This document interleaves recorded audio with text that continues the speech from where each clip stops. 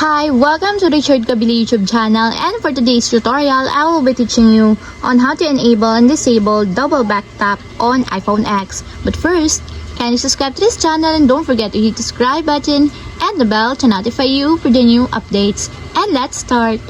Use your iPhone X from your home screen. First, go to Settings. Then in the settings, scroll down and find the accessibility and then top. Then in the accessibility, scroll down again and go to physical and motor section and then tap the touch. Then in the sport in the touch, scroll down and then find and tap the back tap. Then in the sport in the back tap, tap the double tap.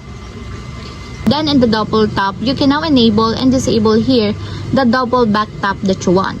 For example, you want to change it to control center, just tap the control center until there's a check mark on the side to enable. So for example, I will tap the back of the phone 2 times. And as you will see that the control center is appeared. So it means that the double back tap is working and enable. And if you want your double back tap, change it to none, just tap the none until there's also a check mark on the side to disable. And that's what we have successfully enabled and disabled double back tap on iPhone X.